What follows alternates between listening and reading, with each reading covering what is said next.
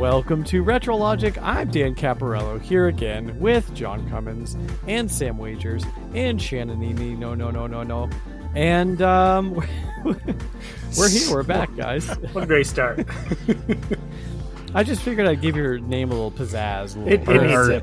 Our Dan bot just broke in the middle of that sentence. I mean, you only got 2 syllables to work with. Exactly. You gotta spice it do up. what you can. If you can't spice it up, why are we even here? I mean, That's come on. But RetroLogic isn't just a podcast. It's a community of retro gamers. We've got an active, friendly, and free Discord, giveaways, contests, and you can dive into our family of retro podcasts like RetroGroove, a music history podcast, and On Topic Retro, a podcast dedicated to one video game per month, hosted by our very own John Cummins. And you can find everything over at our website, retrologic.games. So go check it out today. Okay. Opening commercials done. What's going on, guys? What happened this week? What happened? Well, it's there been was like just a 2 weeks. Nintendo Indie Showcase, Partner Showcase. Yeah. There was. That made me forget everything else that happened this week. I literally beat Peglin 30 minutes ago, so... Oh, wow. That was quick. Happened. Wait, is it really short? Should I not buy it? Well, it depends how good you are at it. You could do multiple runs, it's a roguelike. right? It's structured like Slay the Spire. So there's like three worlds, 3 bosses. I was a little surprised the 3rd world was the last. I played the demo, which ended at World 1. But it has been in early access on Steam for a long time, so they might be planning to add more. Okay. Later. Is there higher difficulties? It did exit early access. That's what I was a little confused about, because I remembered I had this wish listed on Steam, and it's been in early access for like 2 years.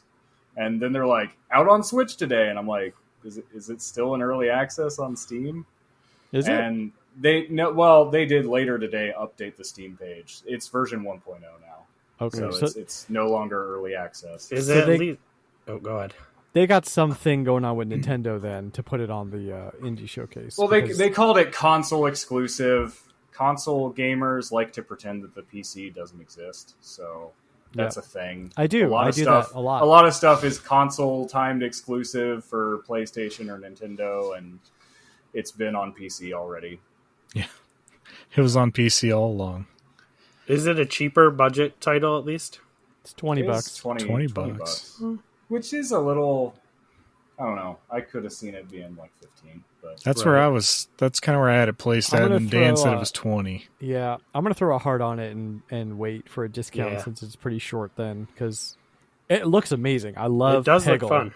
So, yeah. it's a lot of that just like very straightforward addicting loop, and there's like characters to unlock and stuff too. I only unlocked one other character. Oh, So you there's haven't beat it yet. incentive to go beat it again then. Yeah. Okay.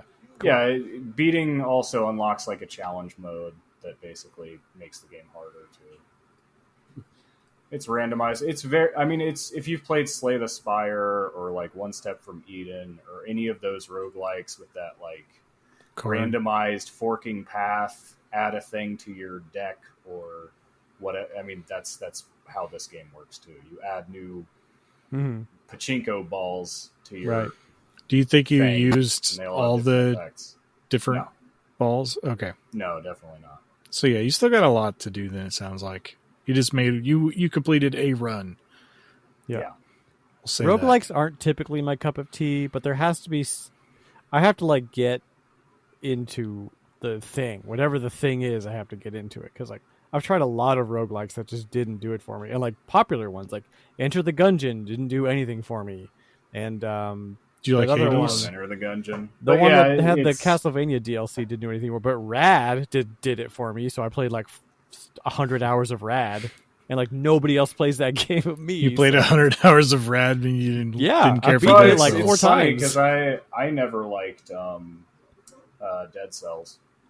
Dead Cells didn't do Yeah, it for me So, either. Yeah. Dead Not a Cells is fan. okay, but it's I don't know. There's something about it. I do enjoy that they continue to just pump content in that thing. It's totally worth buying now. Like if you are into that sort of thing, there's so But much content there that you'll never run out. The loop just never got me. It's got like 20 yeah. DLCs, I think. Yeah. It's one of those that like bothers me a little bit because people are like, "Oh, it's like Castlevania." And I'm like, I've played a lot of Castlevania. There's a difference. Yeah, there's a major difference. I was thinking, did you play Hades, Dan? I loved Hades. Hades is good. Yeah.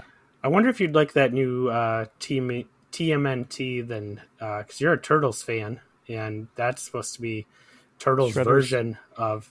No, there's a new Turtles game that just came out, I don't know, What? maybe a couple months ago on the Switch that's like What? basically Hades, but it's Turtles. What the hell? What's it called? Splintered Fate? Something like Did that. Did it already come out? Yeah. I'm pretty sure it's out. Okay. I missed Splintered that. Fate. It is out. It's out. Yep, Yeah. it's out. It's basically a Ooh, clone of Hades, but with turtles. $30. Hopefully there's a physical version because I don't want to spend $30 on Yeah, that's what's on a that's what's hard. file. Anywho, let's do some quick housekeeping, and then we can jump into stuff. Sam, what's going on with streaming? I saw you doing Mega Mondays last night. Yep. Yeah, still keeping a pace, progressing probably about halfway through at least the main story of Battle Network 5 at this point. So, and then just one more Battle Network after that. Then I'll have battled all the networks. Get ready for a Battle Network episode, I guess. I got to find somebody to come on and talk about these games with me after I've played all of them to death. Yeah, for sure. If anybody's listening out there and you can talk at length about Battle Network, please hit us up because Sam needs a buddy. Is battling the network is anything like Raging Against the Machine? Like, well, that's the whole difference. Is this Mega Man's not a machine? He's an internet VTuber, basically. he's an It's avatar. all machines. It's all servers. John, we have a new Retro Rewind going on right now. Is that This is still going? correct. Ninja Yes. Gaiden. Yeah, and I think Adam just like decided he was gonna go all out in the first 2 days that My I put brother is a special kind of insane. Like it up. He finished it he's though. like He finished played it on original hardware, and he beat the game. And he's like, I'm That's just going to do it. insane. Well, props to Adam. I think this is probably just a game that he had like a long-seated grudge with. And, He did. You know, it Very ends much so. now. Yeah. He's the first person I know that has actually ever beaten it just like straight up, like on original hardware. Like, I mean, I can go on YouTube and see people do it, but like the first person that I've ever actually talked to who's been able to do it, and I do not know like, how. Like, I my don't think brother- I can get through the first few levels.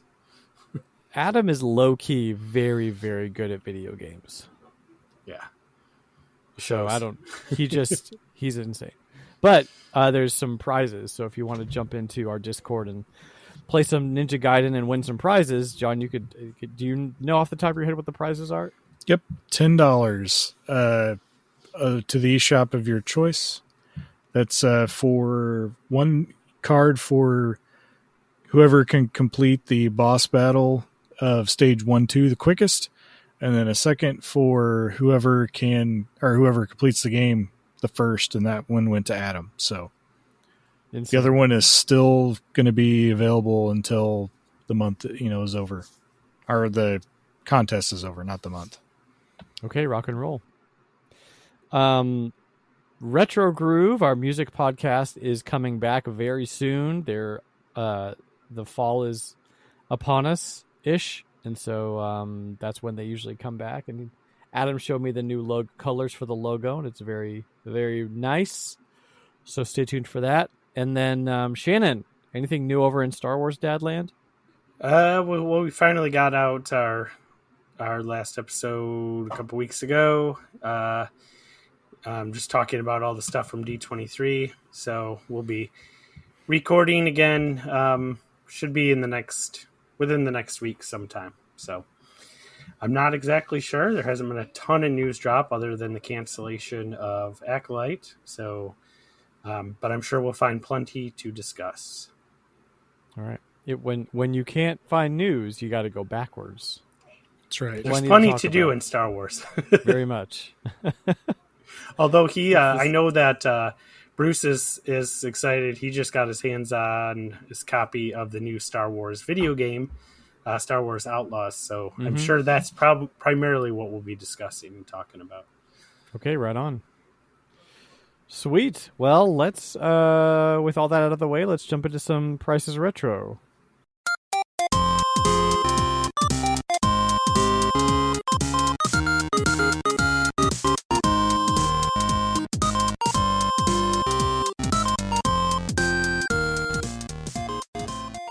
If this is your first time playing the Price is Retro, here's how we play. I'm going to rattle off a list of 4 or 5 games, and everyone has to guess how much the lot is worth in total.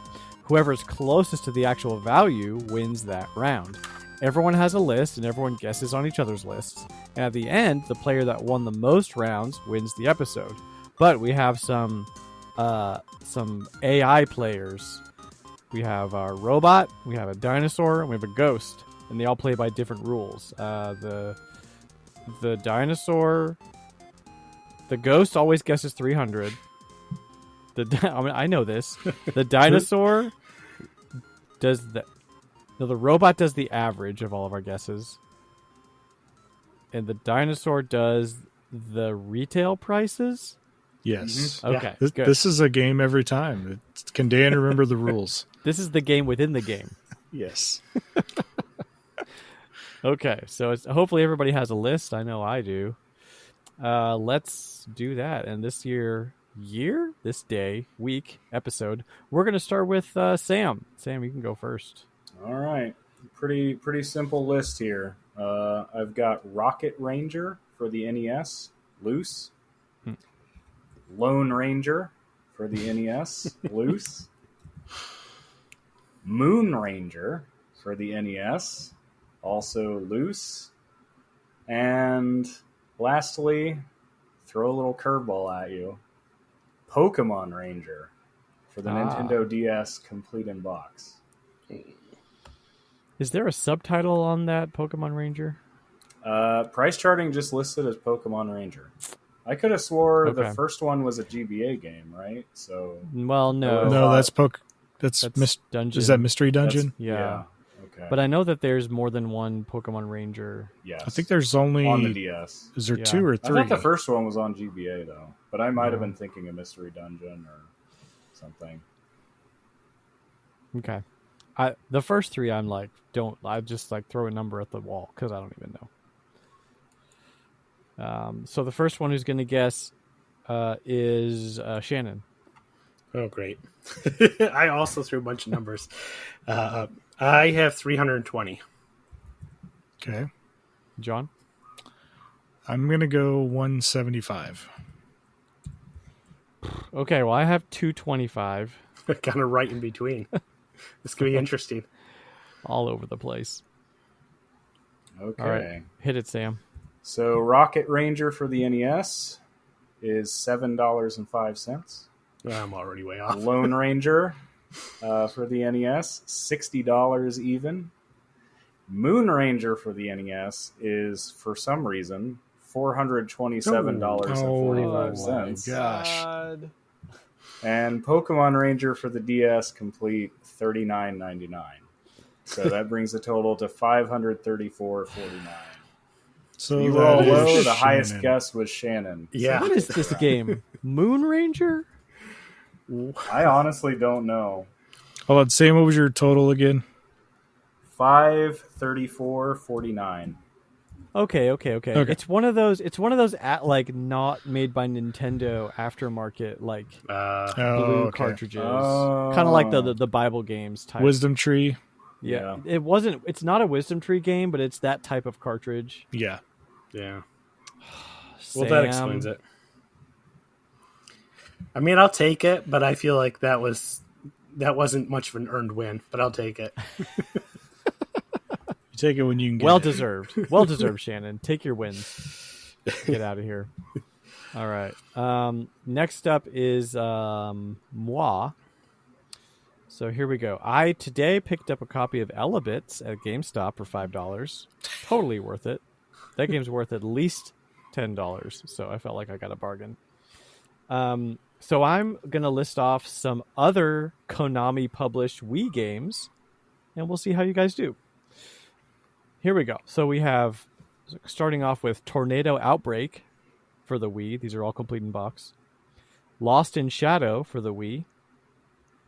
Castlevania Judgment for the Nintendo Wii. And Silent Hill Shattered Memories for the Wii. All complete in box. And the first guesser is going to be Sam. Okay. I got 250. Shannon? Wow. Okay. I have 100. Okay. John? I've got 175 again. 175 again. Actual retail price is $134.12.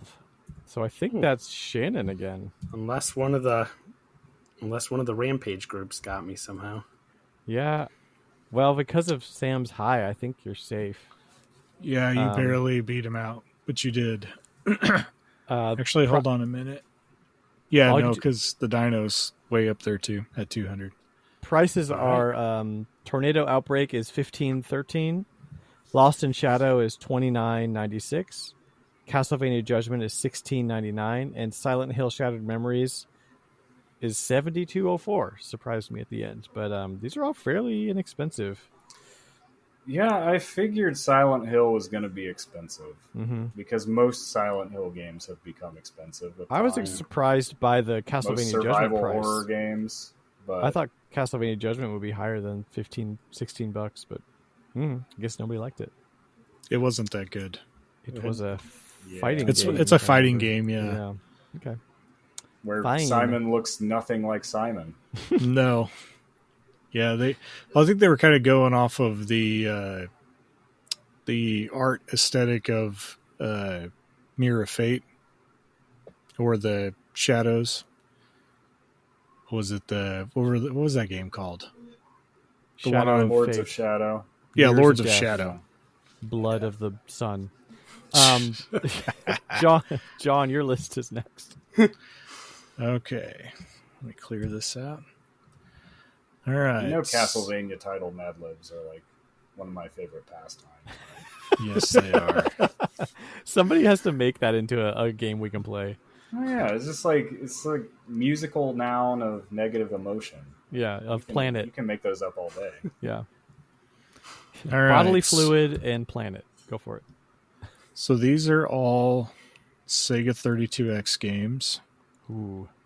And these are all games that I have on my list or that one of them I've already purchased. The first game is Calibri, Loose. What? The second game is... What kind of game is that, if I can ask? The genre? It's a side-scrolling, not necessarily a platformer, because you play as like a hummingbird.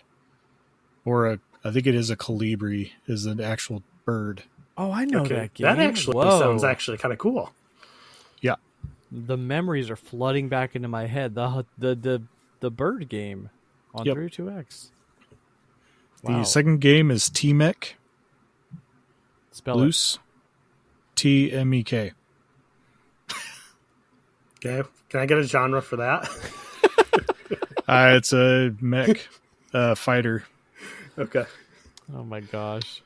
The third game is the Star Wars arcade game, Loose.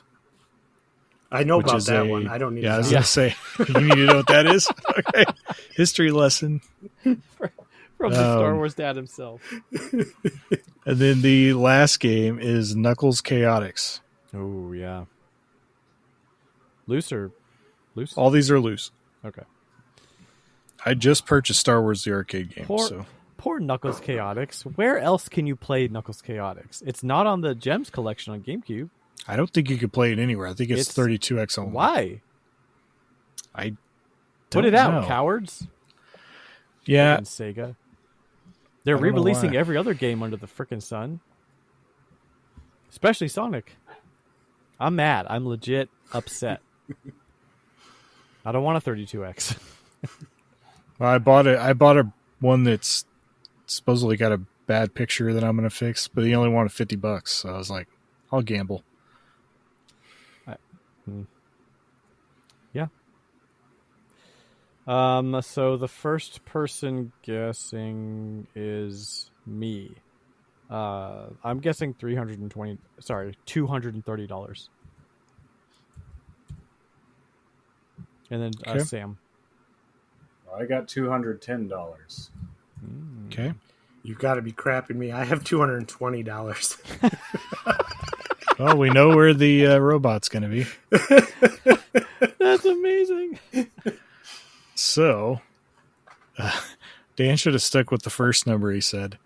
The total of my lot is $321.30. Oh, you would have been very Oh, close. so the You would have been ghost $1.30 one. off. Yes, the ghost one. won this round. Golly. Break that down. Break down those prices. Okay, so Calibri loose for the 32X is $106.07. Jeez. T-Mech loose for the 32X is $73.04. I was very close on that one. Star Wars the arcade game loose for the 32X, $15.55. And Knuckles Chaotix loose for the 32X, $126.64. Wasn't even close on that one. Yeah, I own the cheap one, so I'm gonna have a tough time getting the other three. I'm looking at this Calibri game right now. Yeah. And it's like a shmup. It's like But you're a bird. Yeah, it's like a weird, like multi-directional shmup where you're a hummingbird in the like savannah of Africa. It looks gorgeous. It looks amazing. But like, who was in a board meeting and they were like, guys, you're a hummingbird. Bird and you're shmup. shooting multicolored orbs at insects. Those are seeds. They look like orbs to me. I mean, it looks very Sonic the Hedgehog-esque. Design. Not even design, just sort of like the level aesthetic. Like, it's very chaotic. Go look at some gameplay footage of Calibri on the 32X, because it's But bananas. it's not Knuckles chaotic. Shut up. All right, Shannon, your list. All right. Last one. So, mine are all... I think unless the ghost wins this one, Shannon, Oh, I might have you actually win got the one. game. Okay. Yeah, so no ghost, guys. Well, actually, if any of the... Yeah, any of the any of three. them win, they all win. All right. no matter It's who all wins, to we us. lose. Well, no, Yeah, I can basically. win, so I need one of you guys Well, to win. he's talking so I about can us win. that are guessing now. Yeah, Do it for humanity. That's right. we must beat the AI. Mine are all loose Game Boy Advance games, because I love Nice. the Game Boy Advance. Let's go. Okay, first one is Fire Emblem. Loose, like I said. Second one is Shining Soul 2. The third one is Nightmare Before Christmas, The Pumpkin King. What? Okay. Fine.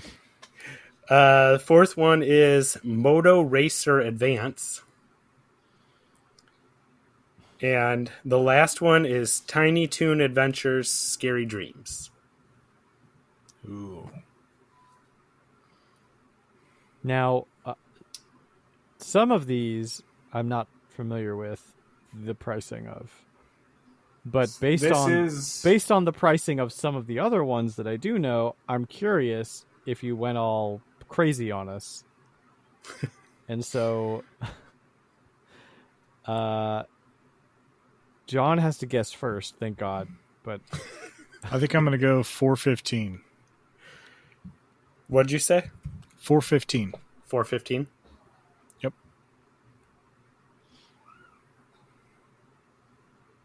Who's next? oh, I guess it's me.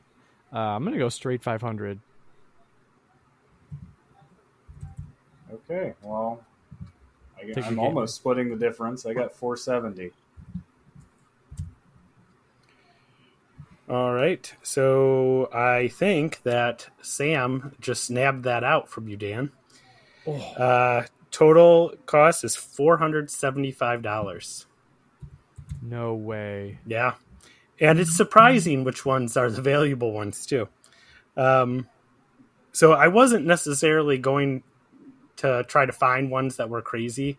I just did a randomized list, and this is actually what I came up with. But Fire Emblem Loose is $53. Shining Soul 2, $66. Nightmare Before Christmas, The Pumpkin King, which I cannot imagine is just that incredible game, but it's $31. Mm-hmm. That's the cheap one. Moto Racer Advance, $215. What is that? I don't know. It's a motocross game. Like I looked at it. I looked at some video. Like I don't see why it's special. What is with the Game Boy Advance and these dumb, expensive games? Yep. And Tiny Toon Adventure Scary Dreams, which actually looked pretty decent, $110. So yeah, that's developed by Treasure. Yep.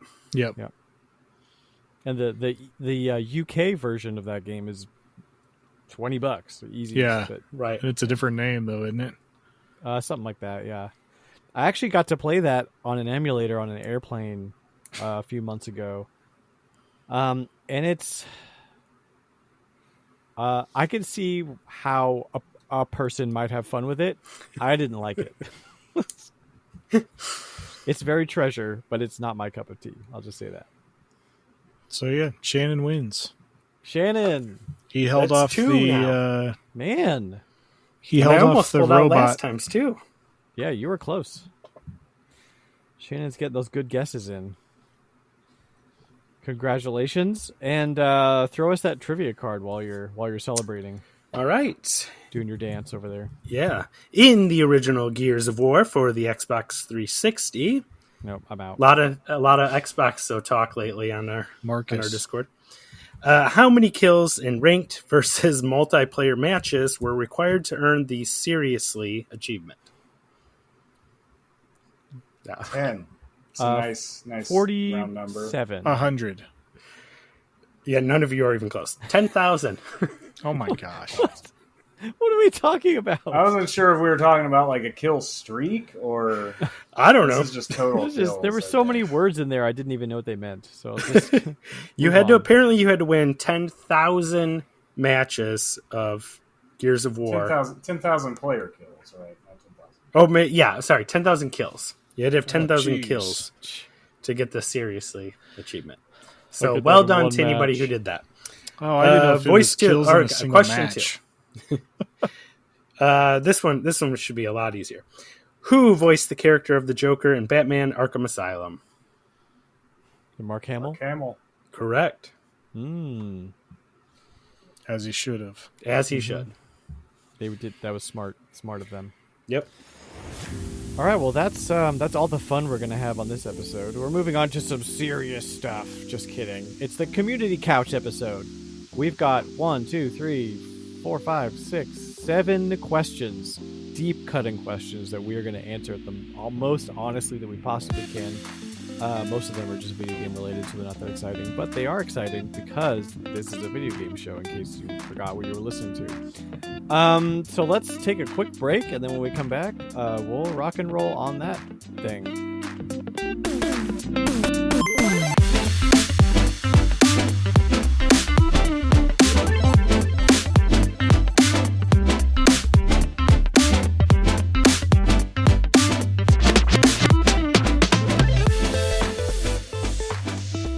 And we're back with our Community Couch episode. That's the show topic. The show topic is the Community Couch. That means we asked you, the listener, to give us the content to talk about on the show.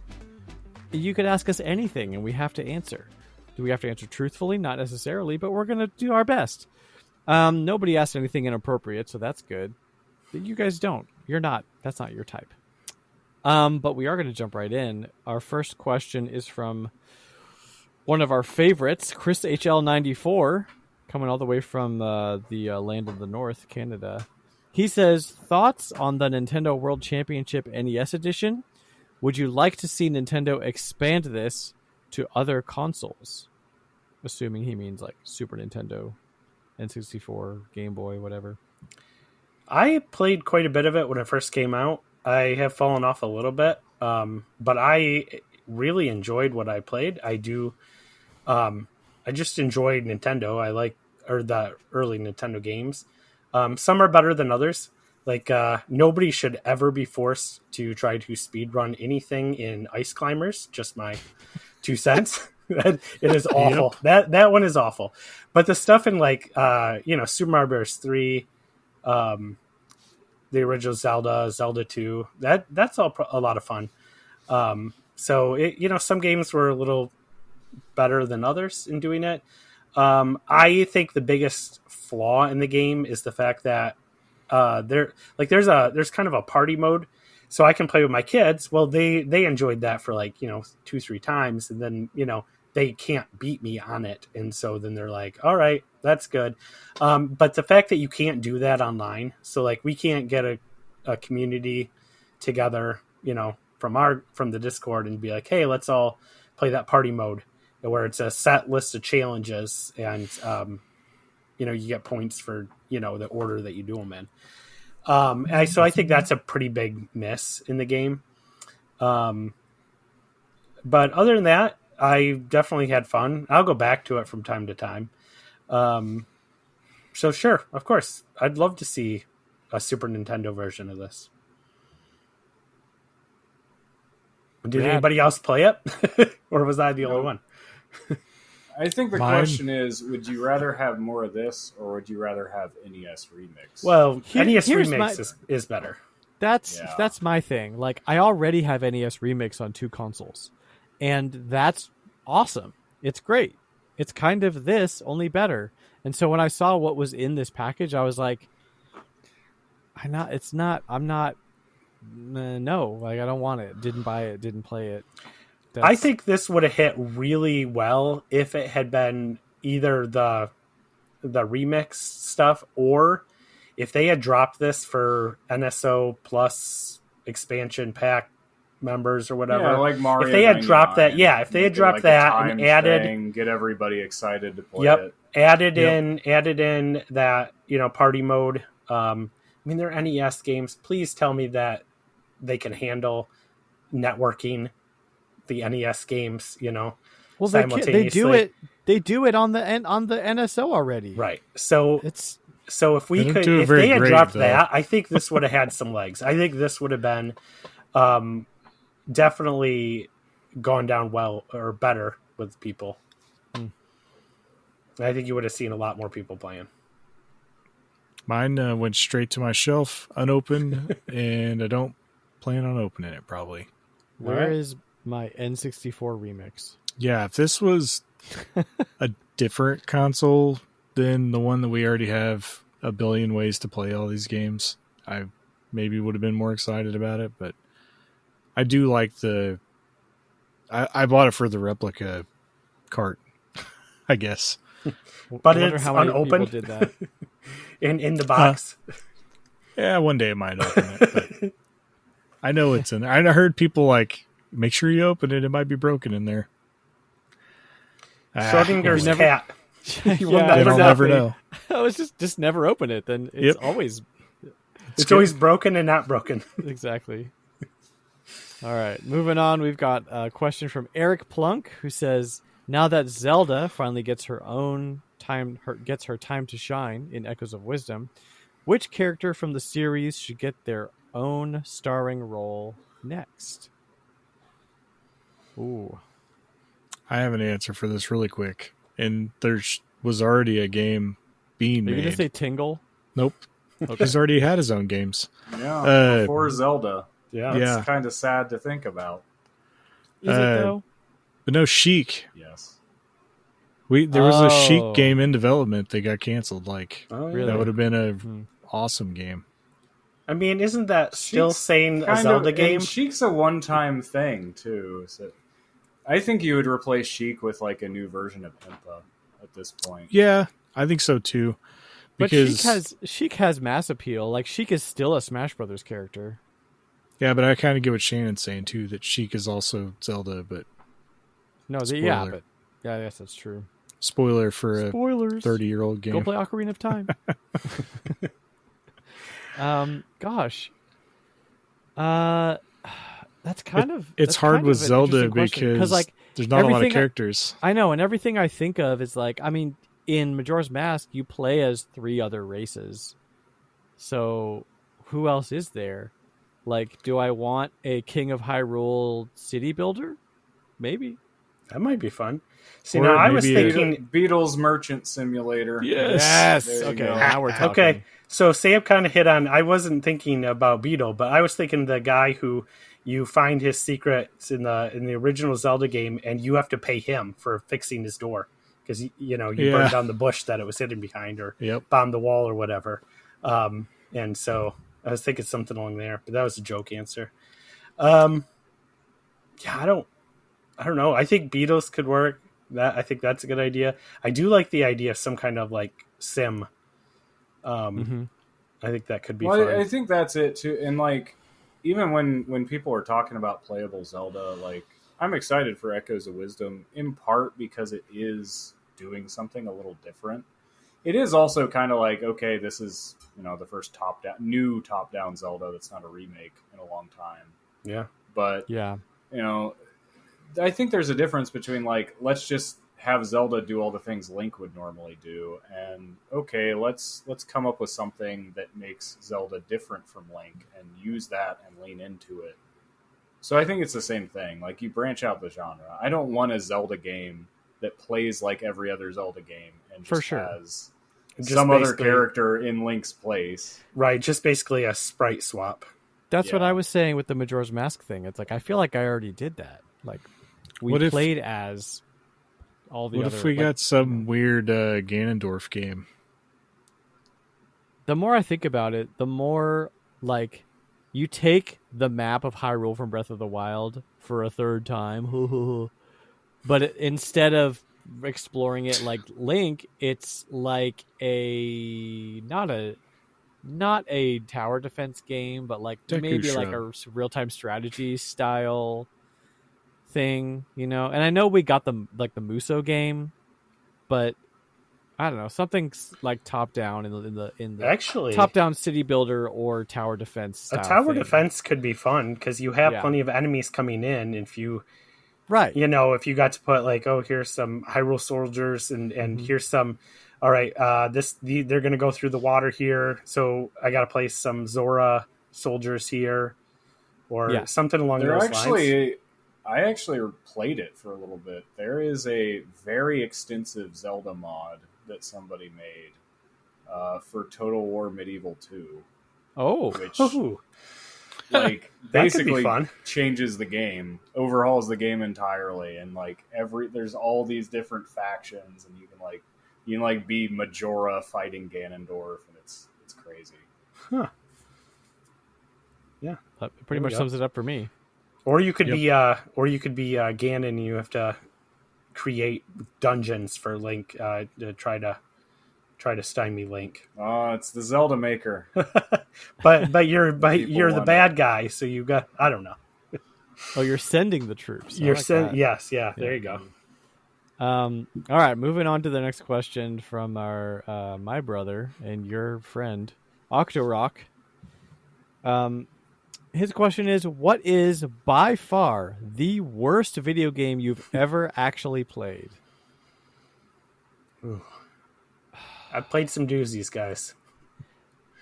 I feel like I have like a recency bias with this because everything I think of is like Switch games or I'm trying to think. No, I settled on, to me, it's actually probably the older stuff because there was a period of time where I didn't know what good games were, and I just, rent whatever was on the shelf. So that's when I played a lot of the worst games I've played. Like, that's when I played Balls 3D. Yeah. I mean, I still own a copy of Page Master for the Super Nintendo. Like, so it's probably one of those. Yeah. The NES was home of a lot of really bad games just because people didn't know at the time how to make Mhm. mechanics work for games. Like, I don't Well, know if you once ever you- played the Olympics for NES. That game is like, no matter Yeah. what you do, you lose. Like, Well, I and the don't know problem with why. the NES too is once you play Mario, nothing else feels good. You know, Nothing else in that kind of genre, at yeah, least. you're kind of like, oh wow, like the jumping in every other game feels bad now because Mario set the standard. I think if I had to pick, I'd say one of the worst ones that I played that really did disappoint me as a kid. I'm sorry, Eric Plunk. I'm going to just say it. Back to the Future, the original Back to the Future on NES. I was so excited for that game because the movie was so important to me. So important to me.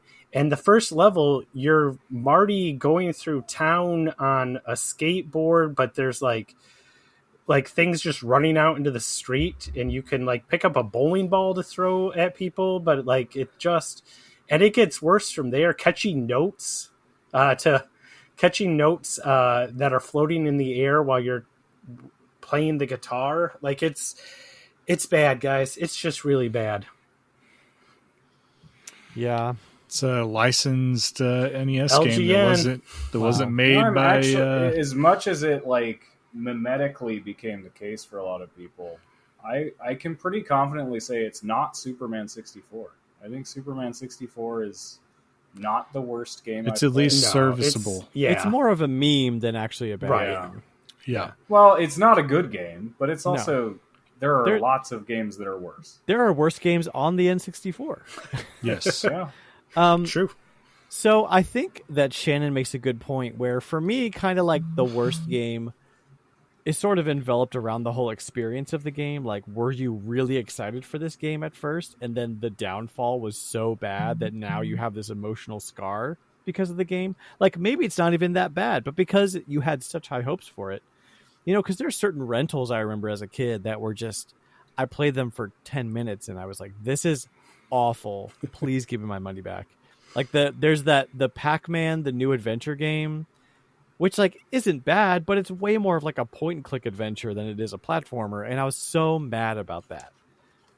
There's the Ultraman like fighting game, or it was either Ultraman or like King of the Monsters or something on Super Nintendo, where I was like, this is so bad. Like, why did I get this? And I just It's rented them. So I Probably never King of looked back. Monsters. But and the reason I said what I said earlier about recency bias is because there's a game for the Nintendo Switch that I bought early on that was so overly hyped for the wrong reasons. And I bought it at $20 of my hard-earned money on a digital game, which is why I have a hard time buying digital now. And that game is Snake Pass. And let me tell you, if you're not familiar with Snake Pass, I love Snake Pass. Snake Pass was sort of, it was sold as like, oh, it's like a partner platformer like Banjo-Kazooie or like Ukulele, like because there's two players, it's a snake and a hummingbird, and it's cute and there's fun music and the worlds are colorful. Let's go play some Snake Pass, kids. Except you start playing and you realize that the controls for the snake are so dumb and broken. It's the worst. Like, it's not a platformer, right? You're not jumping on anything. You're slithering around. And the only thing the hummingbird does is, like, pick up your tail because the snake just slithers and kind of climbs stuff. And it's way more, like, frustrating, bad physics-based BS than an actual, like, fun run-around collectathon platformer. It's infuriating. What an awful game. And $20 at the Switch launch for a digital game, you can't get your money back, and it's awful. It's a terrible, bad game, and I have an emotional attachment to how bad this game is. Don't buy Snake Pass for any price. That's it. And I 100%ed Snake Pass. And I Good. enjoyed it. I'm glad you liked it. I thought about getting it and then just didn't. So I can't really make an opinion on it. Like, I agree the controls are... There's probably... Broken. See, but that's a selling point to me. I like games with weird controls No. Well, that other bad. people hate.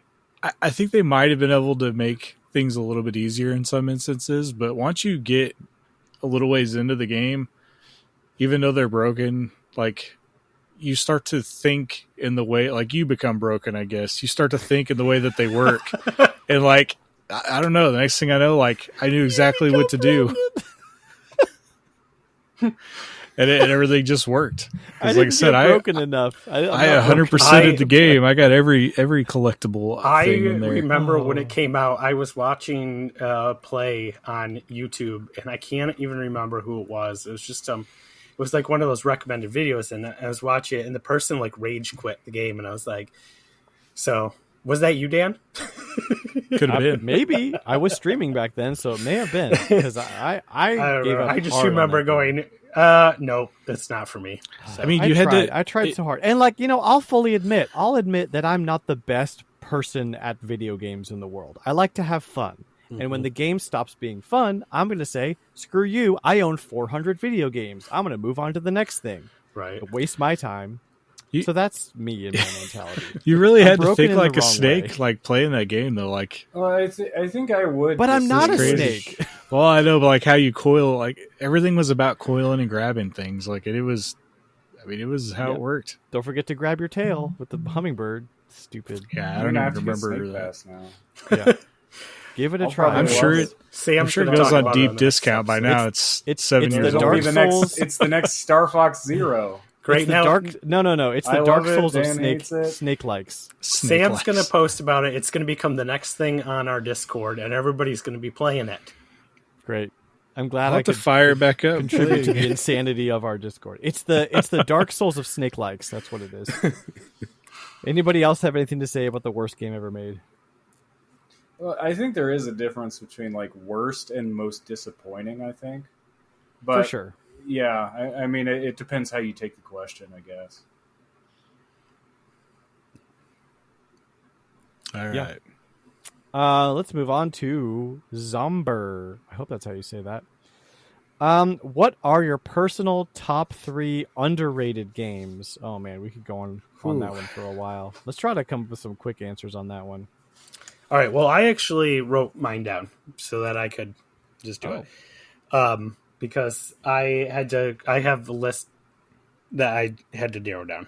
But so I've got the Death and Return of Superman for the Super Nintendo, which is a beat 'em up and actually is a ton of fun that you don't hear a lot of people talking about from that time period when they talk about good beat 'em ups. And also probably a game that will never get re-released, most likely. Yeah. Sonic Chronicles. Not a bad RPG. BioWare. And I So kind of wish, deep by cut there. BioWare for the DS. And I kind of wish it got another chance. It was actually kind of fun. I mean, there were a few rough edges, but it was actually the most. This is going to be make a lot of people mad, but it was actually the most fun I've ever actually had in a Sonic game. So take that for what you will. Sam agrees. Well, I haven't played this one. So. He can't agree yet. And the last one is the Yoshi puzzle game for the Nintendo, which actually came out. Super Nintendo had already kind of come out. And but it's not a bad puzzle game. Everybody thinks of Yoshi's Cookie, but I was to say, nobody really thinks about Yoshi. Just straight up Yoshi, and it's actually made by Game Freak. So if it wasn't for Yoshi, there might not be Pocket Monsters. There you go. So, all right, those are the 3 I picked. Yeah, sweet. Mine, I pretty much talk about mine to death because I like games that are underrated because they're underrated. But like, if I were to just throw them out there, probably like Space Station Silicon Valley, Ribbit King, Gotcha Force are going to be my 3 underrated.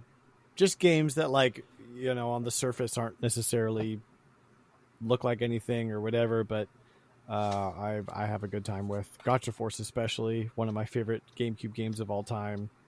So yeah, easy for me because those are my bread and butter. What about John and Sam? So the first one I'm going to kind of be like Dan, but Ogre Battle 64, until recently, you never heard it. I think I was the only person that ever talked about it. Mm-hmm. And then whenever Unicorn Overlord came out, everyone's like, oh yeah, there's this cool game called Ogre Battle that is very much like this. And it's like, yeah. So it's been different to actually hear. Like, I'm on the Unicorn Overlord Reddit, and there's lots of talk about Ogre Battle on there, which is very unusual. I don't even think that there is a Ogre Battle Reddit. Yeah, probably not. And then I don't know if I have 3. 2's probably another one where, whenever I was playing this game originally, but any Harvest Moon game, nobody around me cared about Harvest Moon. And then whenever, what's it called? The farm sim game, the latest one. Stardew Valley? Stardew Valley. Stardew Valley kind of revived that, made it popular. So it's fun now because there's a billion farming games when before there was just that one and no one cared about it. Mm-hmm. So there you go. Go back and play Harvest Moon, the original one, and 64. Harvest Moon 64 is good. I gotta pick up one of those for sure. It's on NSO now. NSO. Yeah. I don't like N64 on the NSO. I find it to be the latency to be unplayable. It shouldn't be too big of a deal on that game, though. Yeah, I was going to say with Harvest Moon, I don't think you got to worry about it. I don't know. It bothers me big time. There's like no all the platforming. games. Your horse might skip a little step. Plant in the wrong place. Wow. What about you, Sam? Top Yeah, underrated it's games. more an issue of narrowing it down. And this is another one of those questions I'm going to overthink where it's like, are these the 3 most underrated? Or are these the 3 games that are the best that meet some minimum threshold? It's just your being personal, underrated? Sam. He says your personal top 3. So the ones even you even think with are the underrated, there's the games people hate on that are actually good, and then there's the games that nobody talks about because I'm the only one that played them. It's the latter. It's the latter of those 2. But there's a couple that come to mind. One is ARMS for the Switch. Yeah, I love ARMS. It's still at this point probably one of my, I think it's in my top 5 most played Switch games. To this day, I think I might have hit 100 hours played of ARMS. Everybody forgot about it the second Splatoon came out, and that's a shame. So I'm not actually joking when I say I want ARMS 2 every Nintendo Direct. I do think there is room to flesh out the game. It could use some added stuff, but I think the bones are there for something that could be really cool. Still has the best matchmaking, where you're waiting for things, doing the little mini games and stuff like that. Yeah. I wish they did incorporate that more into. And I think ultimately, its biggest problem is it straddled a line between being a competitive game and a casual game in a way that only Smash Bros is allowed to do, and people just rejected it because it was too much of one and not enough of the other, depending on what you were looking at. But yeah, another might be Odama. Odama is a game I sincerely enjoy a lot. I recommend people try it out all the time.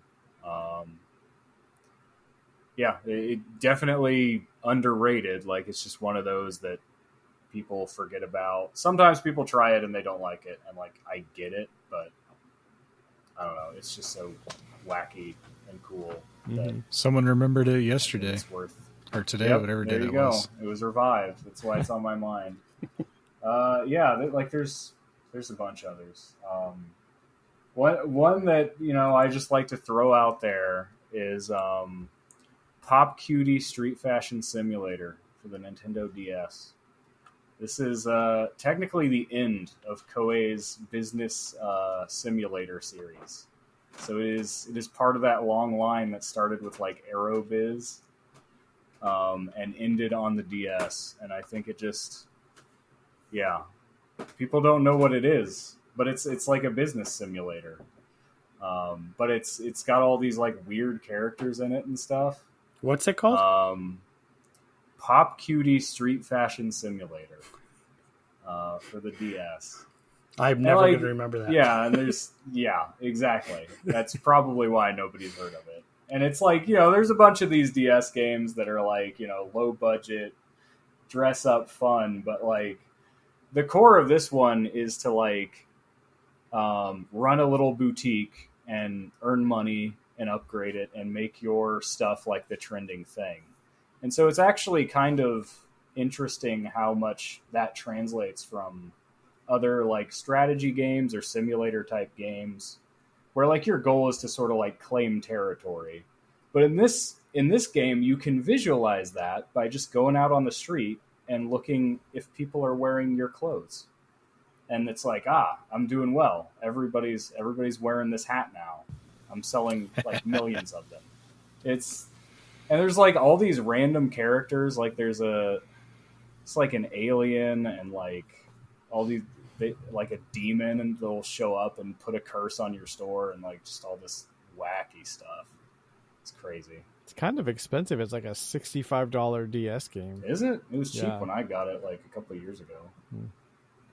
Those Dan Koei games. Yep. Actually, oh no, never mind.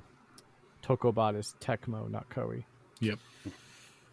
Well, they're the same now. Later, I was just say later they would become. That's the why same I was now. looking at it like, no, Tecmo. Okay, rock and roll. Let's move on to the next question. Okay, Bozo's got an interesting one. He says, "What's a game that you consider to be greater than the sum of its parts? In other words, a game where the moment-to-moment interactions aren't particularly unique or noteworthy, but the overall experience is memorable and has left an impression on you." The very first thing that comes to my mind, Sam's gonna totally disagree, but any of the Xenoblade Chronicles games, you're gonna play those games and you're gonna do the exact same actions for the whole game. You're going to hear the exact same one-line reactions from the characters for the whole game. But whenever you get done, they had to patch it. It was that bad. All of the story beats come together at the end, and it's like this amazing thing. Like, but I mean, when you're just playing the game, it's like it's almost like a mindless MMO fighting actions. You're just hitting the same button combinations over and over and over and over again. You're collecting the same items that you're probably never even going to use for most of the game. And yet, when you see them on the map, you have to get them. You have to collect them. You have to collect them. You're like, I got to go over there and get that. But the game itself, at the end of the day, is so good. Like, it's so memorable. There's so much good stuff to it. But yeah, if somebody was to like want an explanation of like how it works, you're gonna like turn everyone off. They just fight. You just hit buttons. Wow. As someone who doesn't play Xenoblade games, that doesn't sound... As someone who played one of them and had the opposite experience, I was just... Sure. I'll just have to take your word for it. Something different happens when you play it. Yeah, you're playing it wrong, Sam. That's the problem. I got the wrong copy. You're not broken enough. Yep. I'm looking up here at my games, and I'm like, I can find some moment to moment, like really good stuff in pretty much all of them. And so I'm looking at this game. I talk about it every once in a while. This game Alien Syndrome on the Wii, which is kind of like a reboot of the old arcade Sega game. And like it's real basic multi-directional top-down shooter. Like there is not a lot there beyond point the cursor at the screen, the direction you want to shoot, and run with the stick. And there's a primary weapon and a secondary weapon. And that's it. Go shoot aliens over and over and over and over again, and go collect the same keys to open the same doors. It is now, so that's like its basic. That's what you're gonna play. But it is 4-player co-op. It has a crafting system. There's tons of collectibles that you can use to craft and create new weapons and upgrade them. So it's sort of like as shallow as something like Gauntlet, but also really deep. So that's probably the best example I can think of off the top of my head of a game that like I play and I have a blast, right? But like if you're not, you kind of have to be in the headspace for it, because it's boring. It's a multi-directional top-down shooter. You got to go into it with a long-term mentality, because when you finish the game, you're like, oh, there was like a deep story here, and there was like a lot going on, and these aliens all had different like things going on, and you had to use strategy, and what am I going to craft, and what kind of armor am I going to use, and so there's a lot there, despite the fact that you're pointing a Wii remote on the screen and running away. Like there's not a lot there, but very inexpensive Wii game that I highly recommend everybody go grab. So, all right, I'm gonna go really old school on this answer. I don't even know how many people have heard of this game, but it was actually one of the very first games that EA ever actually made, way back on the Atari, although it eventually came to computers, which is where I first played it, and there is an NES version, and that's Mule. And if you don't know what Mule is, it is the most simplified version of something like Settlers of Catan, and that's really making you're giving it some credit there. That's giving it some credit, but you pick your race and you go to this. Living on this planet. You have to colonize this planet, and you're working with the other players, but also trying to get the most wealth. And you choose your plot of land, and then you try to mine different materials or get different resources from your plot of land, and then you go to these auctions basically where you can decide if you want to sell. If you are the only person who has a certain resource, you can refuse to sell it and create a higher demand, but then you might have a hard time buying what you need. And so it sounds really not fun when you try to describe it to somebody, but it's actually quite addictive. I think it's a game that Sam actually would probably enjoy. But it looks like a resource farming sim. Almost. Yeah, but like with the most basic, I'm watching a video possible graphics that you can imagine. I had it on PC. I had it on Commodore, which is where I first played it. And Commodore 64. I recently, within the last year, bought the NES version with the manual from Zach. Nice. I'm watching a YouTube video where a guy beats it in 45 minutes. So maybe it's not the best. Beat mule in 45 minutes.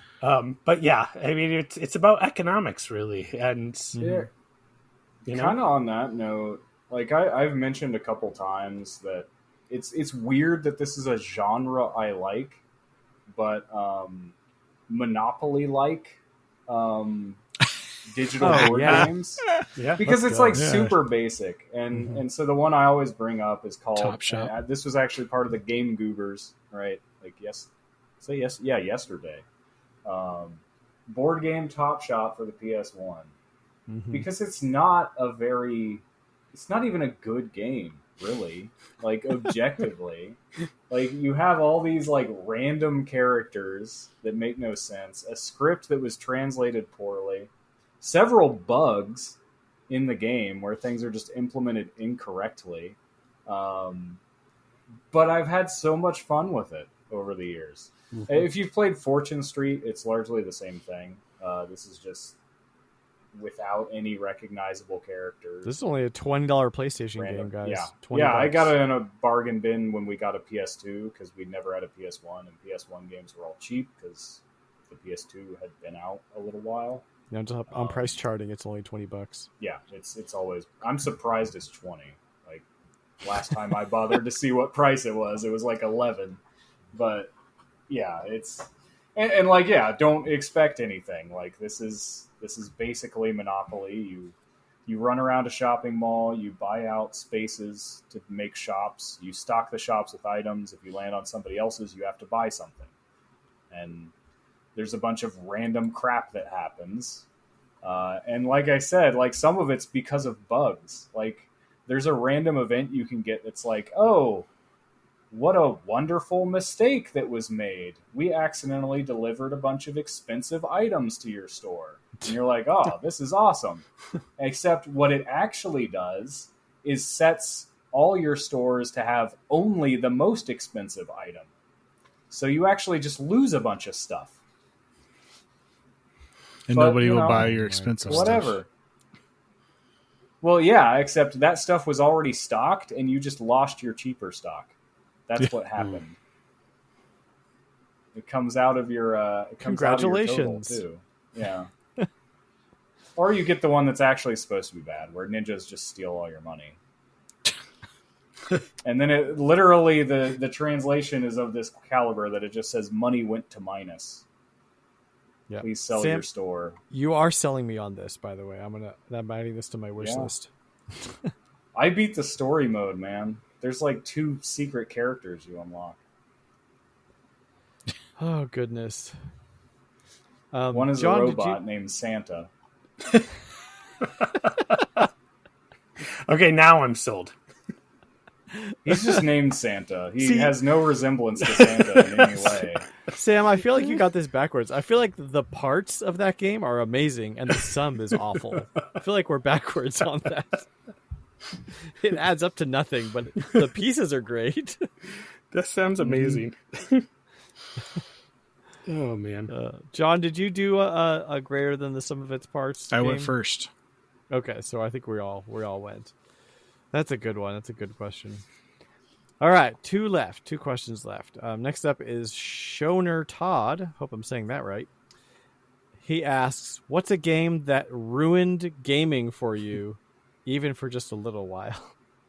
Back to the Future on any? No, I'm just kidding. I asked him in Discord, do you mean in a good way or a bad way? Like a game was so good you couldn't do anything else, or a game was so bad you couldn't play video games because it ruined them for you.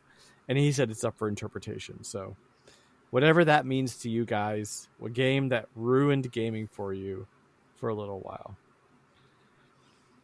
The one that jumps to mind for me was for a while was Breath of the Wild. Like probably for the first year of the Switch. Like I bought Mario Kart and Splatoon 2 and Mario Odyssey, but all I really wanted to do was play Breath of the Wild. Like when I turned on my Switch and I was like, ugh, like I could play Splatoon, but Breath of the Wild is sitting right there. Like why would I not just play Breath of the Wild? It ruined it. The first year of the Switch was a Zelda machine for me. I still bought those games. Well, I really didn't get what I probably should have out of them because all I did was play Zelda. So the thing that pops into my mind immediately is Breath of the Wild. In a good way. It ruined the first year of the Switch. Yeah. The one that probably comes first to mind on this, and I guess it could be interpreted as good or bad. The game is good. But that's probably Diablo 2.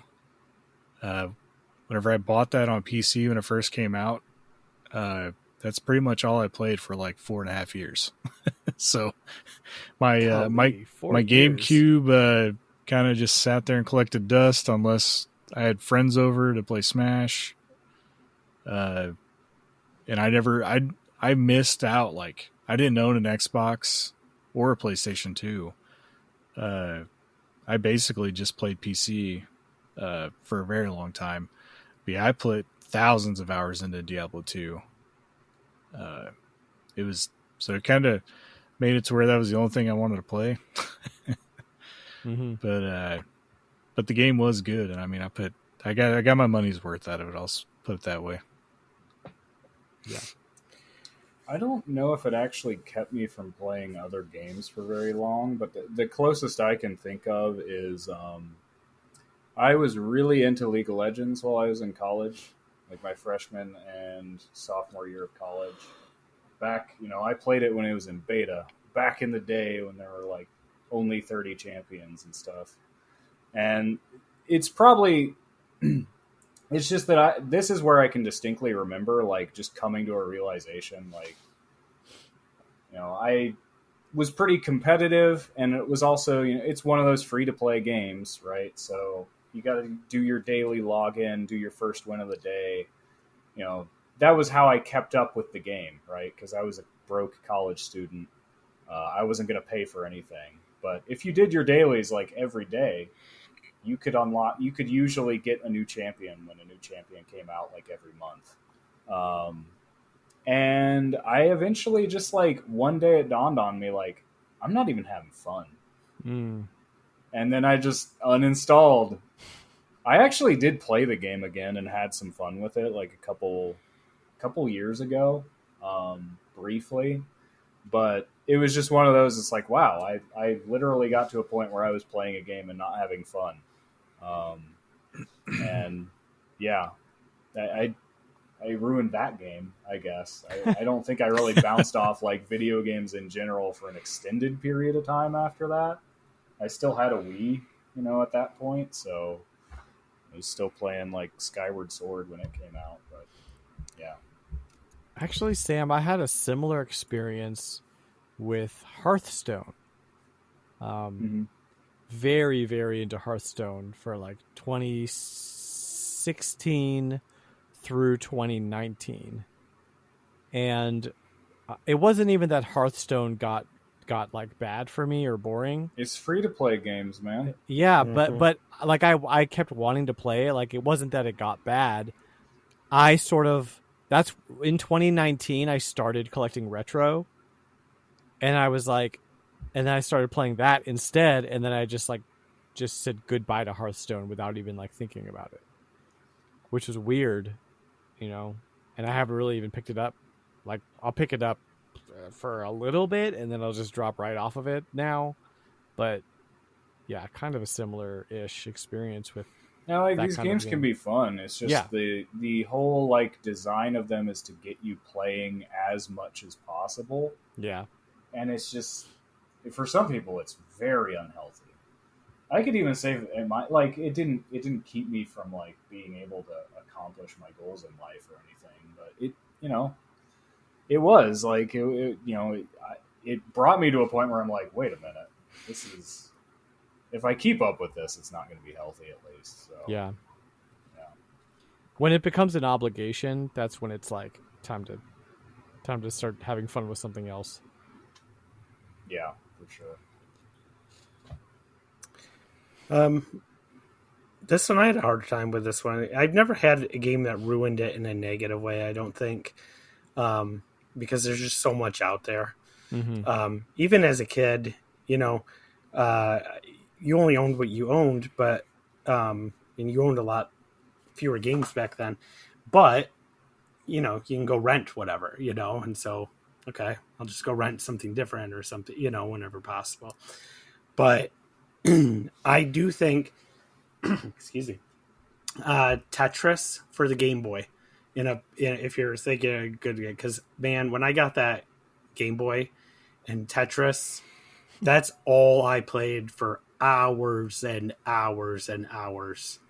The amount of AA batteries sitting in a dump somewhere still from just from all my games of Tetris, man, it'd be something. But so I think that's about the closest of anything that like just sunk so many hours into it for me. Mm-hmm. Yeah, Tetris is a good one. That's a dangerous one. Probably would have been Pokemon for me in that era. didn't play anything but Pokemon cards and video games and TV show, and that was it for me. Yeah. Okay, final question for the night. We have one from Presto the Magnificent. It's a weird one. I'm still trying to wrap my head around it. It says, what's a game on your favorite console that doesn't feel like it was made for that console? So, first question is, what's your favorite console? And then think of a game that you feel like wasn't made for that console. And so my favorite console changes very open-ended. moment Oh, to I moment. know. Well, For sure. If my favorite console is the Super Nintendo, there's a lot of games on the Super Nintendo that are ports of arcade games, Right. and technically weren't made for it. And That's are what I was still gonna really say. good, like Turtles in Time. Right. They're, usually Arguably better, as I learned recently Yes. by playing Yeah, the for arcade sure. game. I think this Super, other than the fact that you can only play 2 players instead of 4, the Right. Super Nintendo version is way better. Yeah. A lot more levels. Yeah, there's not very many times where I'm playing a game that I feel like it was made for another console. Like, I usually know if it was or not. Well, there's like, I get that feeling with a game like Animal Crossing on GameCube pops to mind, but that's because it literally was an N64 game. I guess it depends on how you take the question, like and this positive is or still- negative too. This is Because- still the reverse too, but and this is on topic for underrated games too. Avenging Spirit on the Game Boy. I know I've brought it up a few times. Mhm. Yeah. I've played the arcade version of Avenging Spirit. It sucks. The Game Boy game is way better. Yeah. I think, and I wouldn't have thought about it at the time, but games like Super Mario Brothers 3, when you compare that to the games that, like, even just the original Super Mario Brothers, like, That's probably the best some of answer. those late NES games, they don't feel like NES. I mean, they're practically Super Nintendo games, just with 8-bit graphics, right? And so, Big time. so I think if I look at it that way, I would say, Kirby, Yeah, as I say, and Kirby's kind of in the same Kirby, Yeah, Super Mario for Bros. sure. 3, any of those later ones. I would almost- even say some of those, some of the Disney Capcom games started to get really sophisticated toward the end, like Chip and Dale 2 and stuff like that. right. boat. So Mario kind of 6 going in the golden opposite coins. direction, of you, Shannon. Thinking about the N64 and playing Mischief Makers. While I love Mischief Makers, had tons of fun playing that game, I did sort of fall into the like, these days it's sort of a stigma of that day where you're like, yeah, but it's still like 2D sprites. I mean, what are we doing here? Yeah, You know what I mean? Yeah. We've passed around the the game magazines that are like, yeah, Johnny Bazooka Right. is totally way better than Castlevania Symphony of the Night. 'Cause Exactly, who makes but- 2D games now? For sure. And you look at what's happening in Mischief Makers today and you're like, oh yeah, no, you couldn't do that on the Super Nintendo at all. It's gorgeous. It's a gorgeous game. But back in the day, like, playing it as much fun as I was having, I like put it aside because I was like, I'm going to go play a 3D game, which is like, that's just me being a dumb kid. But that's an example that I can think of for sure. It's fair. Yeah. I was going to say the Mario Land 2, 6 golden coins doesn't really feel like Oh, it was yeah. on the game. Like, that's a game that I'm always surprised we never got whenever Game Boy Color rolled around, that we didn't get a DX version of it. Honestly, it looks just as good as some of the Game Boy Advance games. Yeah. Like the sprite work. Yeah, sprite works awesome. You know on it. what looks as good as a Game Boy Advance game on the Game Boy Color? Hamtaro. Hams Unite. That's another Oh. good. Yeah. I've Yeah. played the Game Boy Color one and the Game Boy Advance game. They look the same. It's insane. Is that a slide on the Game Boy Advance or a positive for the color? No, it's Hams Unite is the best looking game on the Game Boy Color. Yeah. I had that feeling about Super Mario 64 DS at launch of the DS. It was kind of bananas to me that we were playing Mario 64 in a handheld at the time. It totally, it was like, this shouldn't be happening. With a the Game Boy D-pad. Advance isn't that old, and now we're doing N64 graphics in my hand. What's next? Well, we knew what's next, but back then it was a huge deal. It was giant. So that felt crazy. I never could get over the D-pad controls for... Oh, no. I don't love that game in any sense of the... But at the time... It's a graphical feat, yes. But yeah, that's kind of what I was getting at, is that it felt crazy to play Mario 64 on a handheld.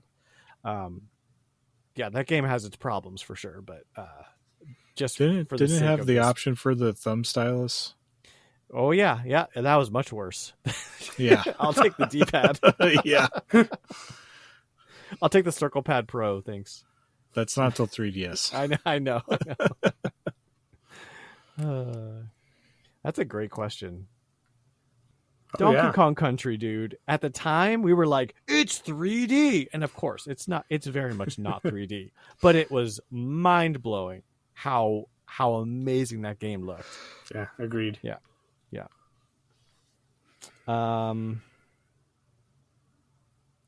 Well, not to go out with a whimper, but I think we pretty much ran out of steam at this point. This was a fun episode. We should definitely do more of these community couch focus things more often, because it's nice to hear from the community, from you guys, from the listeners. That